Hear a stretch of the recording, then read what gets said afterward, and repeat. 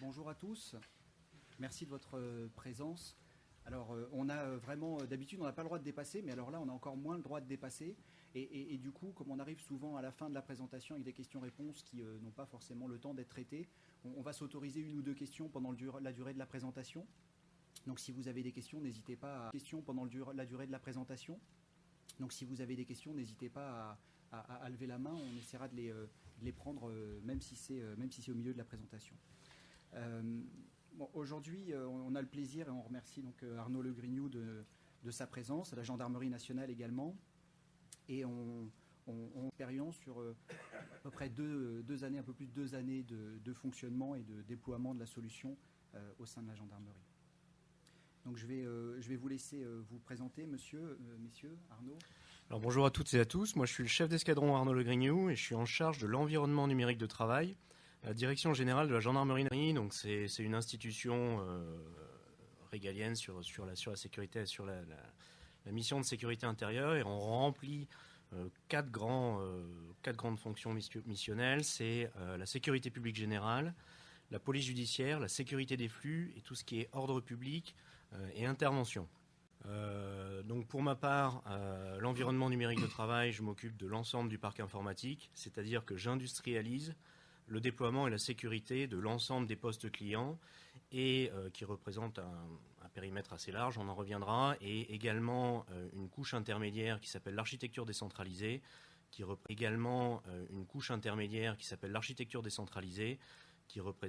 des serveurs qui offrent des briques de service aux utilisateurs. Merci Bruno. Bruno et EZ alors. Donc Bruno Châtelier, donc moi je suis pas encore chef d'escadron, ça viendra peut-être. Donc non, moi je suis responsable avant-vente côté Z France. Ça viendra peut-être. Donc non, moi je suis responsable avant-vente côté Z France. Donc on va dire responsable de l'équipe qui peut accompagner les clients sur la présentation des produits EZ, tout ce qui va être POC évidemment, test de la solution, paramétrage et mise en place. Voilà. Tu peux nous présenter EZ, s'il te plaît ? Ah oui, je peux vous présenter EZ. Donc EZ, pour ceux qui ne connaissent pas, d'abord c'est le premier éditeur européen, donc en termes de produits de sécurité B2B. C'est pas forcément le plus connu des Européens, mais c'est bien le premier éditeur, 4e éditeur mondial. On compte à peu près quasiment 1 milliard d'utilisateurs à travers Chrome, qui est sécurisé par EZ, ça vous le savez pas forcément. Et EZ est donc plutôt connu pour un côté légèreté d'application. Vous avez peut-être en tête des notions de Note 32, donc ça c'était l'ancienne marque EZ, on va dire. Et les produits ont aussi maintenant un très bon niveau de sécurité, bien évidemment, de détection, et une console d'administration des produits qu'on va détailler un petit peu, qui est aussi intéressante. Et il y a également maintenant un portefeuille beaucoup plus large que ça, côté Z. Donc on va parler aujourd'hui de protection endpoint, mais ce n'est pas que ça. Z. Donc on va parler aujourd'hui de protection endpoint, mais ce n'est pas que ça. Ça ne fait pas que de l'anti-malware, Z. On a maintenant des produits de chiffrement, d'authentification forte, de threat intel, etc. Donc c'est un autre sujet, mais n'hésitez pas à venir nous voir sur notre stand sur ces sujets-là. Très bien, merci Bruno. On passe à la présentation. En fait, on est arrivé au maximum de ce qu'on a comme slide aujourd'hui. Par contre, on a préparé une présentation beaucoup plus complète et elle pourra vous être adressée post-événement. Donc Arnaud, est-ce que vous pouvez nous présenter votre périmètre justement plus en détail ? Alors moi, le périmètre, donc globalement, la présentation n'a pas vocation à rentrer dans le détail de comment on a configuré, pour moi, une politique, mais c'est vraiment comment on a adressé au niveau industriel, à l'échelle de la gendarmerie, le déploiement de la solution EZ sur le parc. Alors c'est pourquoi on a choisi EZ, comment on l'a déployé et pourquoi aujourd'hui on l'a gardé. Le parc de la gendarmerie, on est sur un périmètre de 88 000 machines, 1200 serveurs sur l'architecture décentralisée. Et sur ces 88 000 machines, ce qui est un marqueur fort et ce qui est vraiment notre marque de fabrique, c'est 90% de postes sous Linux. Donc sous Linux par nos services qu'on appelle Jean Ubuntu, qu'on déploie, donc qu'on sécurise, qu'on package et qu'on déploie sur 90% du parc. Donc on parle de 80 000 machines. Voilà, donc le véritable enjeu quand on a choisi EZ, et on y reviendra un petit peu sur les aspects véritables enjeux quand on a choisi EZ, et on y reviendra un petit peu sur les aspects historiques. C'est une histoire qui remonte à 2016, mais c'est vraiment de comment on a installé et déployé sur ce périmètre. Et en parlant de cela, la première prise de contact, est-ce que vous avez quelques souvenirs? Alors la première prise de contact, c'est mon prédécesseur, Olivier Marie, que vous avez peut-être vu sur la vidéo qui passait à l'instant, qui est allé au FIC sur le stand EZ et qui a discuté avec les équipes EZ, et il s'est avéré que par rapport à la typologie de notre parc, à nos architectures assez centralisées, mais avec un gros périmètre, on avait une solution qui s'imbriquait bien, qui était vraiment cohérente avec ce qu'on faisait. Donc, c'est-à-dire être capable de déployer une solution antivirus sur 80 000 postes. Et à l'époque, ça existait pas vraiment. On n'avait pas vraiment trouvé chaussure à notre pied. Et là, au FIC, en 2016, en fait, c'est là que le projet est initié. D'accord, et c'est là où on a effectivement commencé à discuter des premières nécessités, des premiers besoins que vous aviez, donc la partie Linux, mais pas que sur le poste de travail. Alors effectivement, moi je parle beaucoup de Linux parce que c'est un petit peu notre fierté d'avoir un parc aussi grand sur un logiciel libre, et puis c'est toute une stratégie d'avoir un parc aussi grand sur un logiciel libre, et puis c'est toute une stratégie qu'il y a autour. Mais on a quand même 10% de postes aujourd'hui qui sont installés sous Microsoft Windows. Ça représente tout de même 8000 postes.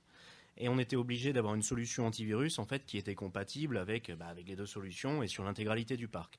Donc à l'époque, EZ offrait cette possibilité, des conditions d'installation, des conditions de déploiement qui étaient particulièrement séduisantes pour nous et particulièrement en fait cohérentes avec les choix qu'on avait faits sur notre architecture et sur nos solutions à la fois logicielles et techniques. Très bien. Et donc sur la partie administration aujourd'hui, comment ça s'est déroulé également sur cette phase de test Alors ça s'est déroulé, passé la prise de contact et les premiers échanges. En 2017, il y a un prototype qui a été fait, qui a été validé. Et très rapidement, le projet s'est mis en place dans mon équipe. À l'époque, c'était l'équipe d'Olivier Marie. Donc le projet, c'est 2 mois de projet et un déploiement final de quelques jours. Donc quand je dis 2 mois de projet, c'est quoi? C'est l'installation de la console et de la solution au niveau central sur les serveurs de nos data centers. C'est la capacité de redistribution sur l'ensemble de l'architecture décentralisée, donc avec l'installation de solutions EZ est prêt. C'est la qualification sur des périmètres utilisateurs. Donc pour ça, en fait, on a des périmètres dits de confiance, avec des équipes support sur le terrain qu'on connaît très très bien. Et en fait, on va déployer sur des périmètres de plus en plus larges jusqu'à faire le déploiement final. Donc après les 2 mois de projet, quand on arrive au déploiement final, en fait, à partir de là, c'est quelques jours de déploiement pour avoir 80 000 postes opérationnels avec un antivirus. Et puis un détail important également, c'est que la console EZ s'installe et fonctionne sur un socle Linux aussi, ce qui était pour vous un prérequis. Alors oui, effectivement, c'est vrai que nos serveurs, nos postes clients, qui est vraiment mon cœur de métier, on est sur une stratégie de logiciel libre, mais c'est également vrai sur nos serveurs dans les data centers, et c'était vraiment un gros plus que, d'une part, la console EZ soit installée sur un... c'est Debian, côté console EZ soit installée sur un... c'est Debian, côté data center, et aussi soit sous format web, puisque en fait, chez nous, la stratégie de logiciel libre, c'est accompagné d'une webisation, pardonnez-moi le terme, de beaucoup d'applications. C'est vrai qu'on a un petit peu diminué l'envergure des clients lourds, de manière à avoir une très grosse flexibilité sur les applications métiers. Ok. Et Bruno, si on revient sur la partie POC, avant-vente, comment toi tu présentes la console et quels sont généralement les éléments qui sont différenciateurs et qui intéressent les clients? Oui, alors de façon générale, pas spécifiquement à l'agence du Linux, elle s'installe aussi évidemment sur des serveurs Windows, parce que je pense que dans la salle, vous êtes plutôt majoritairement, j'imagine, sur des environnements Windows, donc il n'y a pas de souci non plus là-dessus. Donc effectivement, ça c'est notre rôle de tous les jours en tant qu'avant-vente, d'aider les clients et donc d'avancer de les aider sur la partie POC. Dernier cri, facile à installer, avec des prérequis plutôt classiques. Donc là-dessus, on a rarement de soucis. Et après, par contre, c'est l'accompagnement sur expliquer comment tout ça fonctionne, comment on va déployer les agents, puisqu'on travaille avec des agents et ensuite avec avec des produits de sécurité qu'on va déployer dessus. Mais ça se passe en général pas très mal. Ça se passe en général pas trop mal. Ce qui est intéressant aussi, c'est que les administrateurs d'autres solutions, aujourd'hui, les équipes d'administrateurs d'un autre anti-malware, quand on les rencontre, en général, ils apprécient assez facilement la console EZ. Donc ça simplifie. Il faut absolument qu'on ait l'aval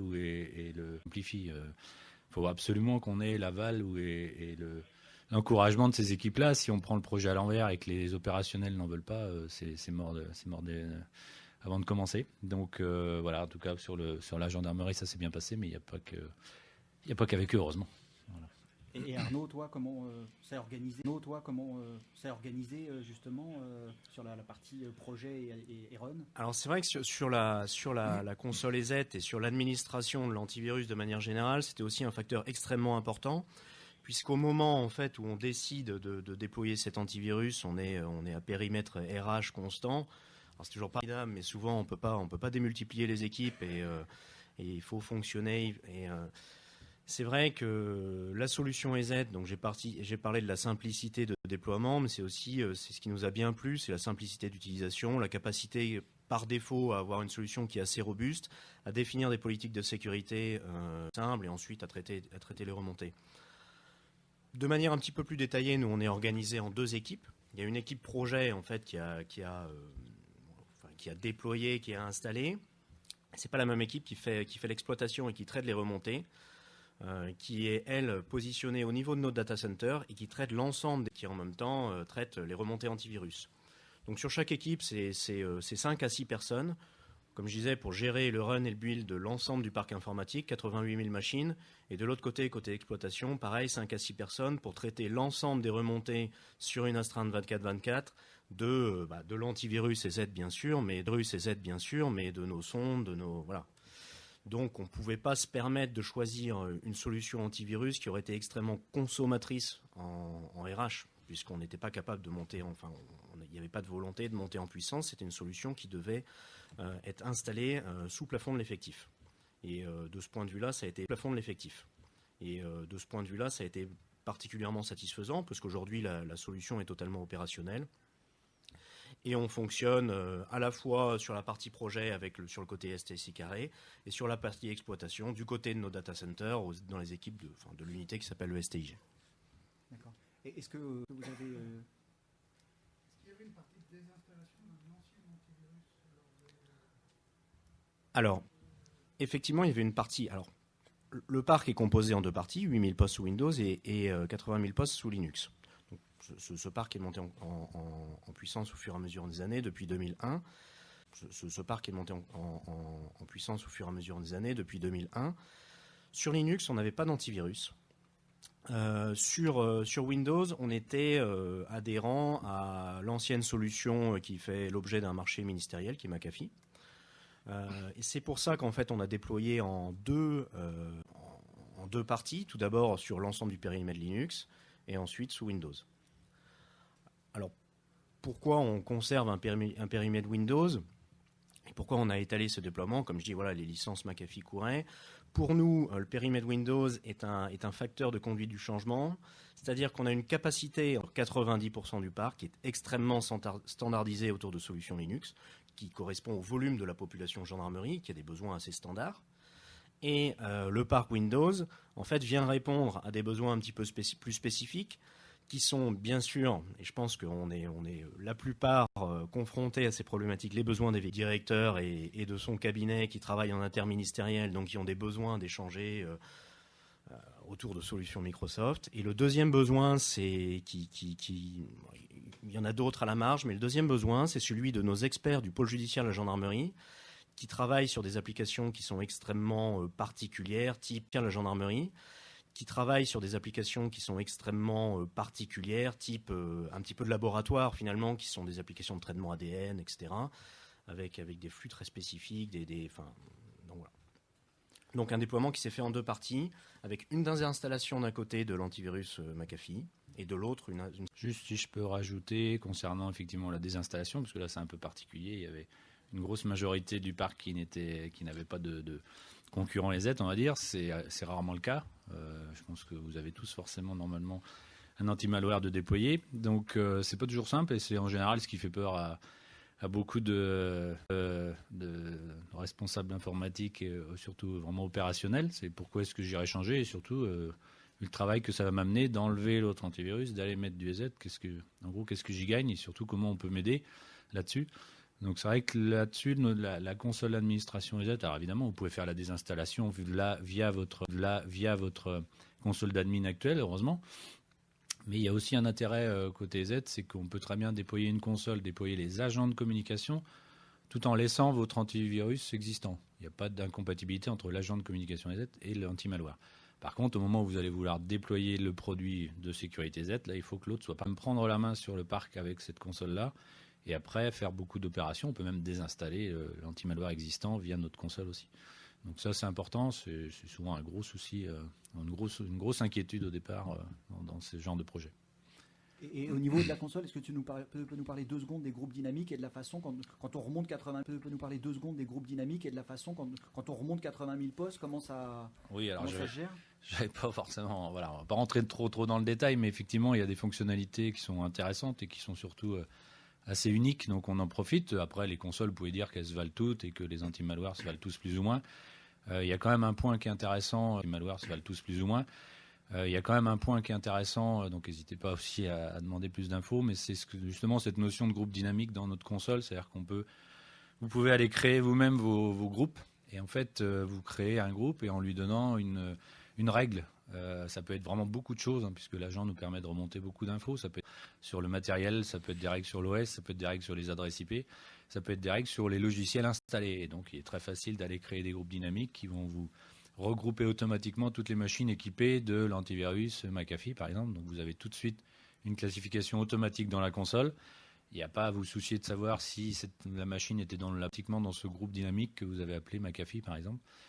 Et l'avantage, c'est que vous pouvez appliquer une tâche de désinstallation sur ce groupe-là. Quand les postes désinstallent McAfee, ils vont sortir. On utilise McAfee juste, par exemple. On n'a rien contre McAfee.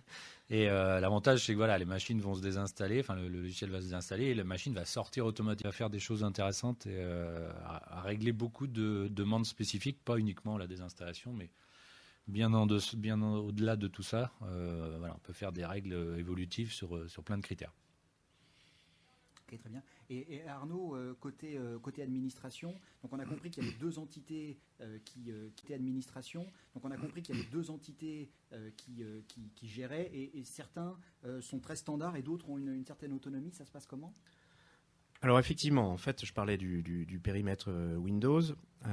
Lorsqu'on a déployé sur le périmètre Windows, un des facteurs de conduite du changement, ça a été de donner aux unités support du un des facteurs de conduite du changement, ça a été de donner aux unités support du PJGN et de la DGGN, donc de la direction, des capacités en fait d'administration et de définition des politiques, puisque ce qui peut être bloquant en fait pour un adjudant qui est en brigade et qui fait du travail de sécurité publique générale, est un petit peu moins bien accepté par le directeur général. Donc en fait, dans une logique de conduite du changement, on a standardisé 90% du déploiement sur des politiques qui sont extrêmement standardisées. Sur les 80 000, grosso modo, ça correspond aux 80 000 postes Linux, d'une coordination avec EZ et de nouvelles formations. On a responsabilisé les unités support de la direction et du pôle judiciaire. Donc aujourd'hui, ils sont en capacité de maîtriser à la fois le déploiement de l'antivirus sur leur périmètre et de définir les politiques. Alors pourquoi je dis définir les politiques? Au niveau du pôle judiciaire notamment, en raison de l'exotisme du parc logiciel, en fait, on générait quelques faux positifs. Et le fait, dans un premier temps, en fait, on avait tout standardisé et on avait des retours du pôle judiciaire et notamment des techniciens SIC qui nous disaient on génère du faux positif, c'est une vraie catastrophe pour le métier. Et donc, très rapidement, donc on a effectué ces formations, coordination avec EZ, et on les a responsabilisés sur le traitement de ces faux positifs. Et aujourd'hui, on n'a plus aucune remontée, on est capable de traiter tout de manière un peu plus fine. Et Bruno, côté administration, justement, comment tu gères, toi? Qu'est-ce que tu recommandes quand on a des groupes d'administrateurs à qui on veut donner des droits différents? Alors ça fait partie du b.a.-ba, on va dire, normalement, d'une console sur un groupe important. Pas besoin d'avoir 80 000 postes pour avoir plusieurs administrateurs. Donc, j'ose espérer que la plupart de nos concurrents ont la même fonctionnalité, c'est-à-dire que vous pouvez facilement définir vos différents administrateurs, les relier avec leur compte AD si on est dans une synchro AD, et leur donner deux types de droits. Deux types de droits, oui, un droit en termes de visibilité. Donc, vous pouvez très bien avoir des admins qui n'ont la visibilité que sur une partie de votre parc. Hein. Donc, ça, c'est vous qui le définissez, bien sûr. Et ça veut dire que ils auront accès à l'ensemble de la console, mais limité, évidemment, à ce nombre de machines. Et enfin, hein, ça peut aller assez loin, en tout cas sur la console EZ. Sur tout ce que l'on peut faire avec, que ce soit exécuter des tâches, aller modifier des politiques, changer les certificats de communication, changer les délais de remontée des agents, etc. Vous définissez, oui, cet admin peut faire ça en lecture, en utilisation et en écriture. Admin et des répartitions de droits d'admin assez fines. Globalement, en général, on ne fait pas 50 types de jeux d'autorisation, mais 2 ou 3, ça peut permettre en général d'arriver à éviter que certains admins ou certains mêmes équipes de support ne fassent pas de bêtises sur la console ou n'aillent pas désinstaller les certificats ou les produits de sécurité. Donc là-dessus, voilà, c'est quelque chose d'assez standard, mais c'est important, forcément. Okay. Et au début de l'intervention, on a rapidement utilisé le mot de ERA proxy. Est-ce que Arnaud, est-ce que vous pouvez rentrer un peu dans le détail ? Alors effectivement, les ERA proxy, c'est le service qui est utilisé sur la fameuse couche de l'architecture décentralisée dont j'ai parlé, qui permet de faire de la redistribution. Alors ça avait fait l'objet d'une installation spécifique puisque c'était pour le coup quelque chose qui était nouveau dans notre architecture. Donc, qui a été fait à l'époque en coordination avec les équipes. Le projet aujourd'hui, et c'est intéressant parce qu'il y a la version 7 qui est sortie, c'est la suppression des ERA proxy et de pousser encore plus la standardisation de ces services pour s'appuyer sur nos propres briques de redistribution. On est sur une technologie Squid qui est tout à fait générique. Donc, c'est une technologie Squid qui est tout à fait générique. Donc c'est vraiment il faut qu'on relance assez rapidement la dynamique projet du côté de mes équipes, de manière à encore simplifier l'architecture et à la rendre encore plus générique. Oui. Oui, alors ces histoires de proxy, je pense que tout le monde s'arrache un peu les cheveux ou peut s'arracher les cheveux de temps en temps avec ça. Donc effectivement, on avait une console V6, on a passé sur une console V7, hein, voilà, comme tous les éditeurs. Par contre, EZ a beaucoup amélioré cette notion de prêt. C'est pour les postes qui n'auraient pas d'accès directement à l'extérieur pour aller chercher les mises à jour EZ, etc., les licences. Qui n'auraient pas un accès direct, donc on peut passer via ces proxys. Ça peut être des proxys que vous avez vous, mais on en dispose aussi nous. Et puis la deuxième, c'est de la mise en cache. Donc en général, c'est l'intérêt, c'est d'éviter que chaque kilo de mise à jour plusieurs fois par jour. Et puis il y a également la possibilité d'utiliser ces proxys-là pour remonter vers la console centrale. Et c'est, je crois, ce qu'utilisait la gendarmerie, c'est-à-dire que dans les 4000 postes de gendarmerie, c'est ça ? Oui, 4000. En fait, on est répartis sur 4300 sites. Donc, on imagine bien que l'ensemble des postes clients ne peuvent pas aller chercher leur mise à jour, leur signature en direct. C'est pour ça qu'on déploie en fait toute cette brique d'architecture décentralisée avec une grosse logique de redistribution. Donc, redistribution qu'on fait sur l'intégralité de nos logiciels et effectivement via aujourd'hui sur la solution EZ. Et donc, qui sera sur notre solution Squid avec la version 7. Voilà. L'avantage, c'est qu'effectivement, ça a été très optimisé. C'était un peu contraignant. Hein. On imagine il faut 4300 proxys, donc dans chaque gendarmerie. Voilà, les nouvelles versions ont optimisé un maximum les communications, la mise en cache et surtout permettent maintenant d'utiliser des proxys plus standards. Donc ça évite d'aller déployer des choses spécifiques. Donc c'est plutôt apprécié par nos nouveaux clients, on va dire. Okay. On peut prendre une question si vous le souhaitez. Okay, donc on va enchaîner sur l'exploitation au quotidien. Est-ce que tu as des chiffres sur à la fois la façon, alors déjà comment c'est paramétré, quel est votre traitement de la menace, et ensuite est-ce qu'il y a une idée de chiffres? Alors effectivement, donc le traitement de la menace, tout d'abord, c'est, comme je l'ai dit, c'est des petites équipes, on essaie de chercher des solutions qui sont assez génériques, puisque de toute façon, notre sécurité, enfin, la sensibilité, on parle des fichiers judiciaires, des données un petit peu sensibles, sont du côté de nos data centers et non sur le poste client. Donc voilà, on essaie vraiment de standardiser, et on le fait également sur... de standardiser, et on le fait également sur les politiques de sécurité, sur le fameux périmètre Linux. Donc on a mis en place une définition où globalement on est assez restrictif sur, on supprime systématiquement toutes les menaces identifiées, et ensuite on va identifier. Du côté de l'exploitation, en fait, c'est ce que je disais, on a une équipe qui est dédiée, qui s'articule en 3 niveaux d'exploitation. Un premier niveau, dit N1, vient traiter un petit peu le tout venant, et au fur et à mesure on va avoir 3 niveaux, c'est-à-dire quand on a quelque chose qui va s'avérer un petit peu critique, en fait ça va être traité par le niveau 2, donc à chaque fois on est par le niveau 2, donc à chaque fois en fait le niveau 1 va passer 2 minutes, 5 minutes sur un événement ou sur une remontée. À partir du moment où il est identifié comme critique, on va passer au niveau 2 qui va être capable de passer quelques heures. Et à partir du moment où on se sent en danger, en fait, on va passer au niveau 3 du côté du GSOF. Et là, on va mener une réelle expertise sur l'événement. Voilà, en gros. Donc sur les remontées, les derniers chiffres qu'on avait évoqués, je crois qu'on avait pris les chiffres il y a quelques semaines, mais c'est assez fixe. On avait 537 remontées, dont environ 400, je crois que c'était 395 qui avaient été supprimés automatiquement, et le reste a été identifié. Okay. Et Bruno, par rapport au traitement de la menace, chez les clients, tu rencontres un fonctionnement similaire?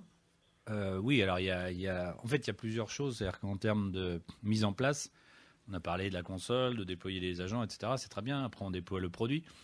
Il faut le configurer. Alors qu'évidemment, le produit EZ, c'est vraiment un produit relativement complet. Il n'y a pas que j'active ou je désactive l'antivirus, loin de là. Il y a beaucoup de paramètres sur la détection. Il y a beaucoup d'exclusions qui peuvent être amenées à être mises en place.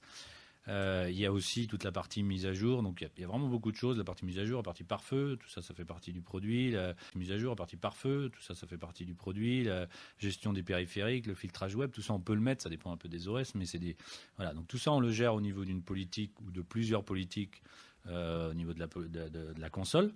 Donc côté gendarmerie, c'est plutôt standard, hein, c'est ce qui est bien. C'est sans doute pas le cas chez vous. Je pense que vous avez des parcs sans doute beaucoup plus hétérogènes, et puis peut-être des utilisateurs qui ont beaucoup plus de droits que ce qu'ils peuvent avoir à la gendarmerie. Donc ça amène des cas très divers.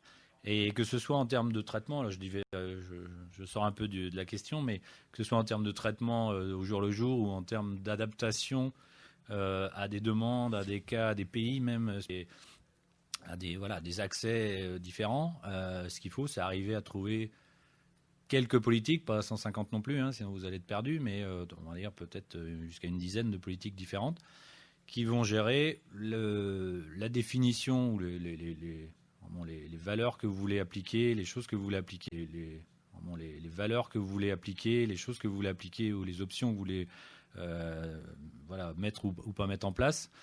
Et aussi tout ce qui va être justement traitement des menaces, parce qu'il peut y avoir des faux positifs, donc on va pouvoir il faut que vous puissiez facilement aller dire ça c'est un faux positif. Alors évidemment, EZ est là aussi pour classifier un petit peu trop.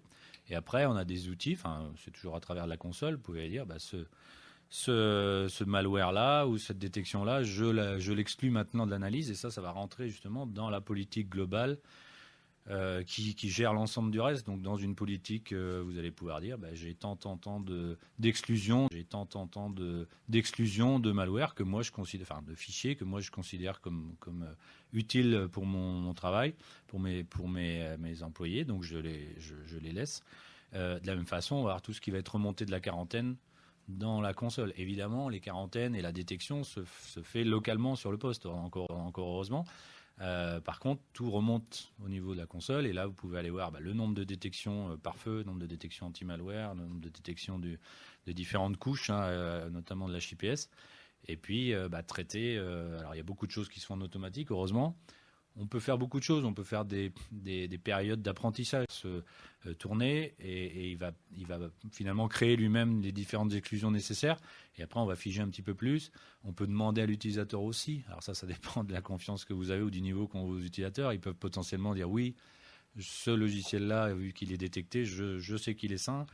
Ou alors je le bloque. Bon, c'est assez rare, hein. Et effectivement, dans la console, on va aussi pouvoir vérifier la quarantaine. Donc tout ce qui est mis en quarantaine, on va pouvoir dire ça, moi je le teste. Non, c'est pas malsain. Je demande à le réinjecter sur mon poste. Donc il va se remettre à l'endroit où il était initialement. Et je l'exclus de l'analyse la prochaine fois. Donc ça évite d'avoir des accumulations de détection. Donc il y a des accumulations de détection. Donc il y a un réglage à faire. Il y a un gros réglage au départ. Et après, il y a du suivi, et heureusement, il faut suivre. On peut pas. Nous, on a des clients qui disent, moi, je veux un anti-malware sur lequel je ne reviens jamais. Enfin, je le mets en place, je veux plus y toucher. Je veux jamais y toucher. Mais non, c'est pas bon. Et il faut un minimum. Je veux jamais y toucher. Mais non, c'est pas bon. Et il faut un minimum de surveillance. Ça travaille bien tout seul, mais il faut quand même vérifier, adapter un petit peu de temps en temps. Voilà, donc c'est un travail normal, je pense. Alors effectivement, Bruno, nous, on revient dessus quand même, mais c'est vrai que le fait qu'on ait un parc extrêmement homogène, avec un système d'exploitation sur la même version, peut-être deux quand on est en phase de migration, des briques logicielles socles qui soient extrêmement standards également sur une version, et ça nous aide quand même. Donc en fait, c'est vrai qu'on définit un panel de politiques, et puis après, on peut les faire évoluer à la marge, mais globalement, on reste sur quelque chose d'assez. Par contre, effectivement, du côté des experts du pôle judiciaire, ils ont cette capacité, eux, à rentrer dans le détail par rapport à la logique métier qui est la leur. Donc là, en fait, où on se permet une très grosse standardisation, c'est parce que d'un autre côté, sur 5 à 10% du parc, on est capable d'apporter une grosse flexibilité, et par contre, l'ensemble des remontées est traité par la même équipe du côté du STIG. Ouais, je vais juste rajouter, alors je remets une couche, mais alors c'est formidable de travailler avec la gendarmerie, parce que il n'y a pas trop de mauvaises surprises. On vient pas nous dire tiens, il y a machin qui a un Mac, on vient pas nous dire tiens, il y a machin qui a un Mac, il faut lui mettre non, bon voilà, c'est assez standard. Je disais, c'est loin d'être le cas. Sûrement certains, comme je disais, chez vous sont dans ce cas-là, mais on a vraiment des cas clients avec des volumes identiques à la gendarmerie où c'est l'opposé. On est vraiment avec un optique à la gendarmerie où c'est l'opposé. On est vraiment avec un open bar pour chaque utilisateur. Il a ses droits d'admin. Il choisit sa machine quand il arrive, du Mac, du Linux, du Windows. Il prend la version, une nouvelle version qui sort, même bêta d'un OS. Ils peuvent les installer comme ils veulent. Enfin voilà. Et là, on s'arrache un peu les cheveux là aussi. Et il faut de la flexibilité au niveau de la console, être capable de s'adapter, donc de créer des politiques différentes, de pouvoir tester. Donc c'est beaucoup plus contraignant, mais heureusement, le produit a été fait normalement pour être capable de digérer tout ça. Les mêmes modes de fonctionnement, il y a vraiment les opposés. Alors évidemment, c'est pas dans le même business, je dirais. Hein, évidemment, c'est pas la police nationale qui est dans ce cas-là, loin de là. Mais il y a des façons de travailler très très différentes. Et du coup, j'ai vu qu'il y a une question qui arrive. Ouais. Oui, par rapport vous parlez de. Aujourd'hui, qu'est-ce que vous recommandez? Est-ce que vous recommandez quelque chose de l'ordre du trimestre, du semestre, pour revoir en moyenne sur vos clients? Non, c'est pas nécessaire. Alors, ça fait pas de mal, hein, d'accord, d'aller vérifier ça tous les 3 mois, pourquoi pas. Mais globalement, non, c'est vraiment dans le cas où il y a qui a une contrainte. Et là, on va être obligé d'analyser un peu plus et potentiellement de créer une autre politique ou d'adapter. Alors après, il peut y avoir aussi un gros problème qui arrive et on se rend compte que on n'avait pas activé, je sais pas, le pare-feu sur une politique, sur une population. Donc là, c'est une boulette. Bon, on va le corriger, bien sûr. Mais en général, d'avoir besoin soit de modifier un existant, soit de créer une autre politique spécifique, c'est parce qu'il peut y avoir un nouvel OS qui arrive, qui est supporté qu'avec une nouvelle version des aides. Et là, plutôt que d'aller modifier une politique existante qui fonctionne très bien, on va faire attention, on va en créer une autre à côté. Comme je disais, ce qu'il faut... Alors, vous pouvez en créer autant que vous voulez, en créer une autre à côté. Comme je disais, ce qu'il faut... Alors, vous pouvez en créer autant que vous voulez, des politiques, et les déployer, on va dire, poste par poste, sur chacun une politique différente. Mais celle-là, vous allez bien galérer. Ce qu'il faut, c'est arriver à avoir un nombre de politiques limité, Alors c'est pas toujours simple, mais je sais pas, une dizaine grand maximum. Évidemment, alors c'est pas toujours simple, mais je sais pas, une dizaine grand maximum. Évidemment, ça dépend du nombre d'utilisateurs que vous avez. Et voilà, c'est pas, ouais, normalement quand ça tourne, voilà, ça tourne. Il n'y a pas trop de soucis. Ça n'empêche pas effectivement de revoir. Mais malheureusement, il y a toujours des cas supplémentaires qui arrivent. C'est aussi le problème qu'on a, enfin, le problème ou avantage, c'est quand souvent la remarque du dire, l'utilisateur, il va dire, moi, j'ai un anti-malware, je viens d'arriver, ou je suis arrivé il y a 1 an, c'était déjà en place. J'ai aucune idée de ce qu'il y a dessus, ça fait 20 ans que c'est là, il y a des exceptions qui ont été créées pendant 20 ans, des politiques, personne n'ose plus y toucher, et malheureusement c'est le cas, enfin c'est souvent le cas, personne n'ose plus y toucher, on ne sait même pas si ça se met à jour. Alors je dis pas que dans 20 ans ça sera pas un peu le même bazar, mais c'est important, oui quand même, c'est-à-dire une politique qui est nécessaire pour un moment donné ou une population donnée, il faut bien penser après à revenir en disant, bon ça maintenant il n'y a plus besoin, ou ces exclusions-là elles ne servent plus à rien, donc elles n'ont pas raison d'être, je les enlève. Souvent, c'est un château qui s'accumule, anti-malware, et puis on laisse, et à la fin, c'est un gros bazar. Donc, c'est important de pouvoir changer ça quand on veut. Excuse-moi, vas-y. Non, c'est moi. Et finalement, c'est aussi pour ça qu'on propose un service de health check qui peut être fait à intervalles réguliers. Effectivement, quand vous avez une mise à jour importante de configuration ou de parc, vous faites appel à configuration ou de parc, vous faites appel à nos spécialistes et eux vont passer une routine automatique et puis ensuite une revue humaine qui va permettre de pointer les éléments qu'il serait nécessaire en fonction de votre parc, soit de modifier, soit d'aller peut-être fine-tuner pour arriver au résultat. En plus de ça, il y a évidemment... Pour arriver au résultat. En plus de ça, il y a évidemment des notions de rapport, de tableau de bord qui vous permettent quand même d'avoir des vues assez globales et assez rapides. Vous pouvez envoyer vos rapports à vos responsables tous les lundis matins, etc., sur la détection, mais pas que, sur l'état du parc, etc. Donc ça aussi, ça va envoyer des notifications dans un SIEM, donc ou par mail aussi d'ailleurs, sur des alertes spécifiques. Donc le but aussi, c'est que voilà, vous puissiez rapidement avoir l'information et vous adapter si nécessaire. Mais voilà, il faut faire attention aussi de ne pas faire justement un trop gros château de cartes. Ça peut être dangereux. Et du coup, en parlant de SIEM, comment ça se passe à la gendarmerie ? Alors en fait, dans un premier temps, donc, comme je disais, en 2016, donc on imagine mettre en place la solution antivirus qui est mise en place en 2017-2018. Et rapidement, en fait, va se poser 2 questions. À la fois la corrélation des événements et la capacité à faire. Donc, quand moi j'ai repris le projet, j'ai souhaité que les équipes du GESOP qui font de l'exploitation et qui font de la remontée d'incidents sur nos sondes, etc., soient en capacité déjà de traiter les menaces EZ, alors soit via le projet qui a été mis en place, de raccorder en fait les remontées EZ à notre console unifiée et centralisée qui fait de la corrélation, qui est basée sur, c'est du Kibana avec de l'ELK. Et donc aujourd'hui, on est en capacité. Alors c'est depuis peu.